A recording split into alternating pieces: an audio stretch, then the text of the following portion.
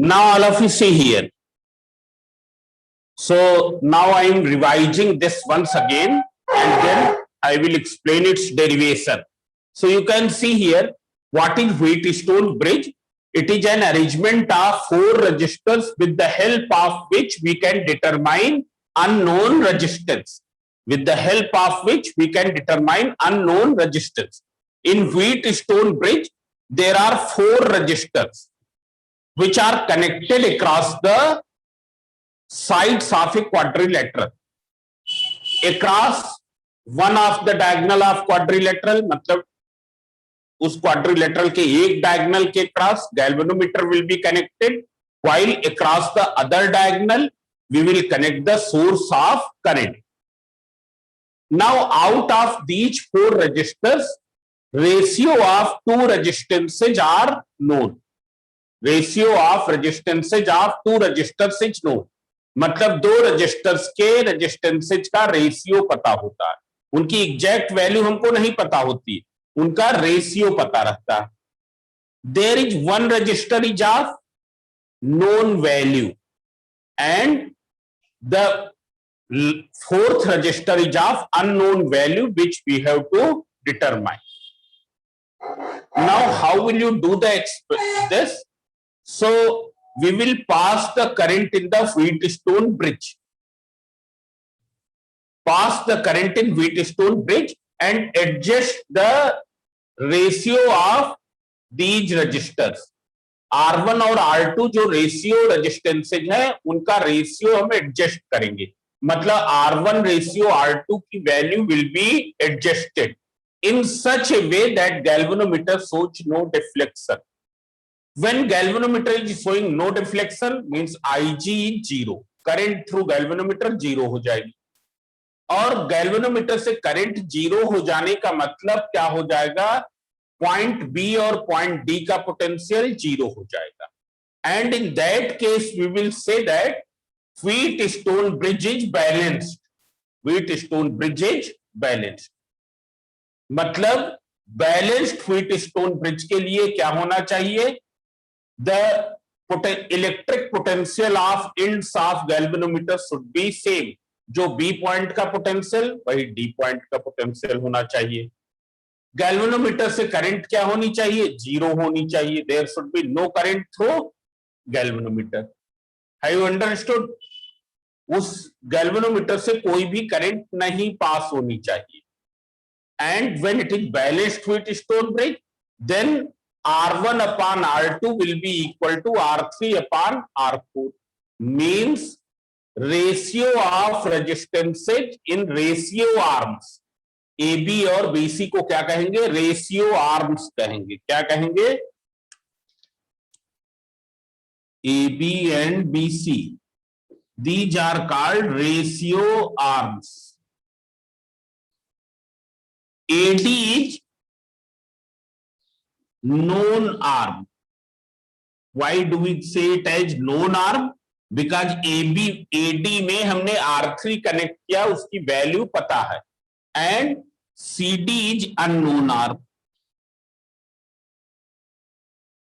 Unknown arm. It is clear? CD is unknown arm. तो देख लो, ये हमको क्या हो जाएगी? ये हम डिटरमाइन कर लेंगे. ये क्या है? जब हम इसको एडजस्ट करेंगे so that the Ig becomes 0, तब क्या हो जाएगा? Wheatstone bridge is balanced and then this ratio will be equal to the ratio of resistances of known and unknown. Known resistance और अननोन रेजिस्टेंस की वैल्यूज के ratio के बराबर हो जाएगा. This is known as balancing condition of Wheatstone bridge. What is called? It is called balancing condition.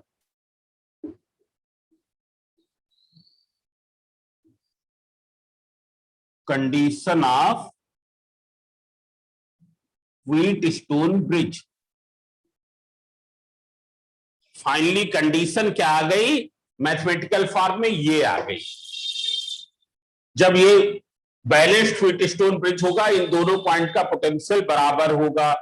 Galvanometer से current 0 होगी, ये कंडीशन फुलफिल हो। Now we are going to derive this condition with the help of Kirchhoff's law. So all of you take the screenshot of this. इसका screenshot ले लें तो हम आगे बताएं।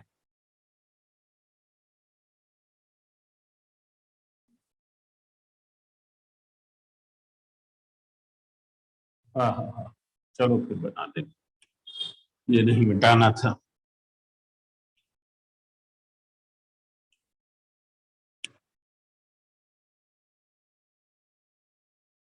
With the help of Kirchhoff's law, we will deduce this relation. इस relation को हम डिड्यूस करेंगे, that R1 upon R2 equals to R3 upon R4. Clear? हमको यहाँ टर्म्स की मीनिंग पता होना चाहिए कि R1 क्या है, R2 क्या है, R3 क्या है एंड R4 क्या है।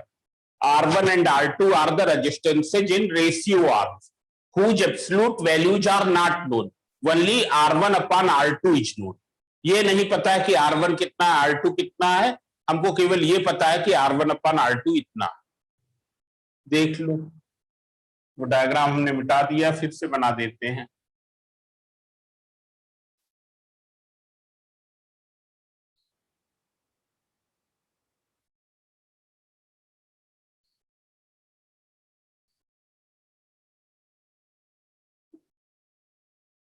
गैल्वेनोमीटर का भी कुछ ना कुछ रेजिस्टेंस होगा, वो हमने ले लिया है G. G is the resistance of galvanometer.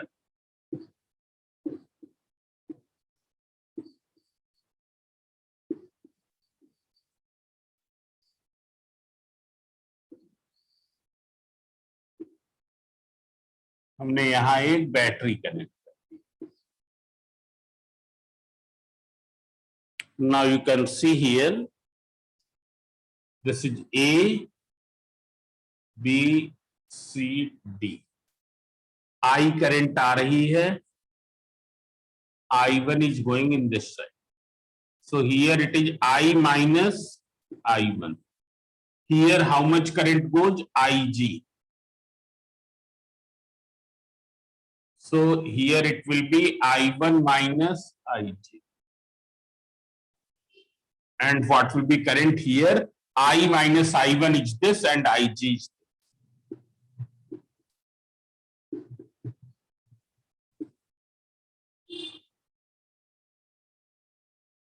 So now you can see the derivation of balancing condition. Derivation of balancing condition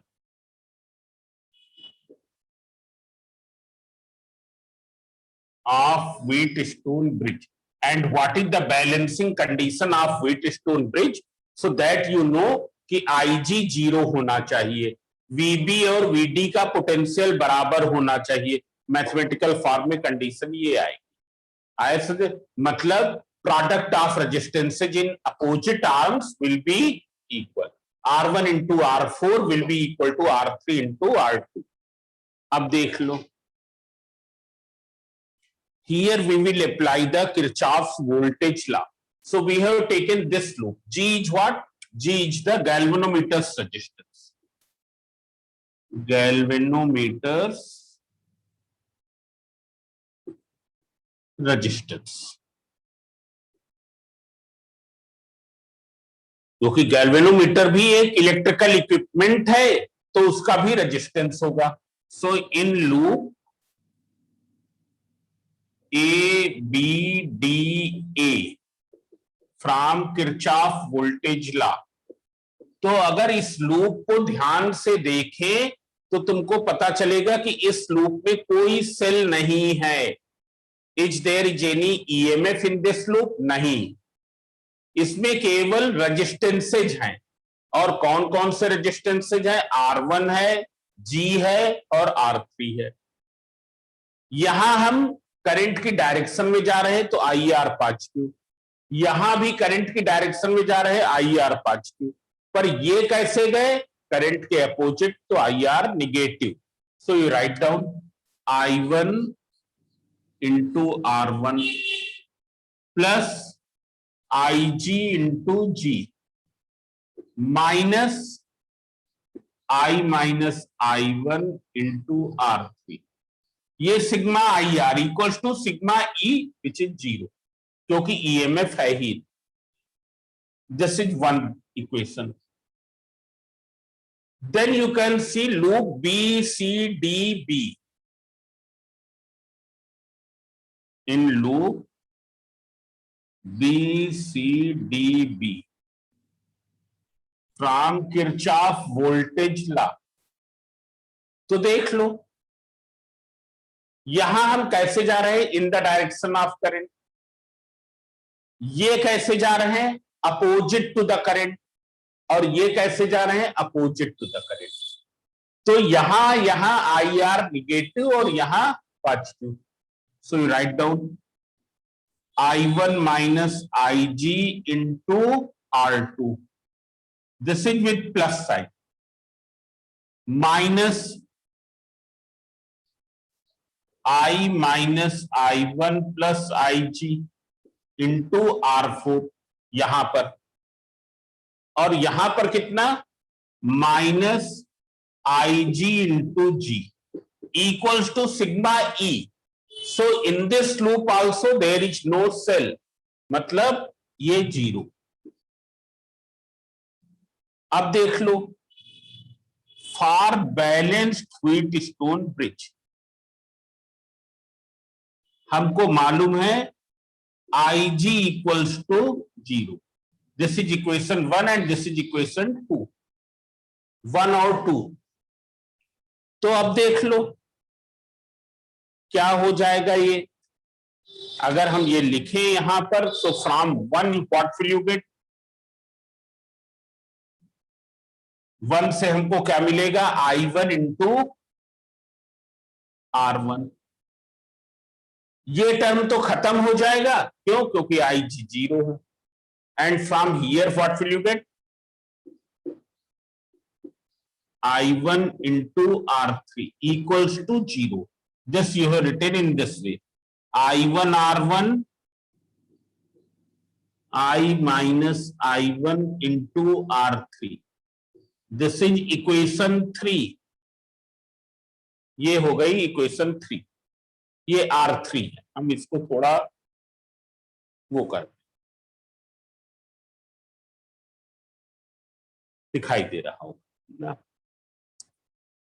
अब देख लो from 2 what will you get, इसको हम हटा दें.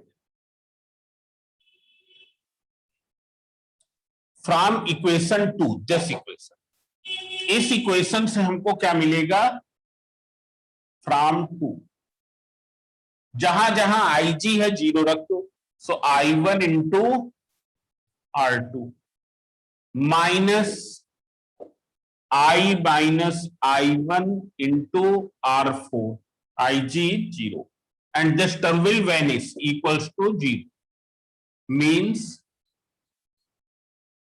R2 equals to into R4. This is equation 4. हम इसको उधर लिए गए हैं, तो I minus I1 into R4. अब क्या करें, इक्वेशन 3 को इक्वेशन 4 से साइड बाय साइड डिवाइड कर दें. Dividing from equation 3 upon equation 4. पर डिवाइड करते समय ये ध्यान देंगे I1 को I1 वाले से डिवाइड करेंगे. मतलब क्या हो जाएगा, I1 R1 upon I2 R2 equals to I minus I1 into R3 upon I minus I1 into R4. So I1 cancel, this and this cancel, means R1 upon R2 equals to R3 upon R4. Hence proved. This is the balancing condition of Wheatstone bridge. Sir बोले, ये समझ में आ गया?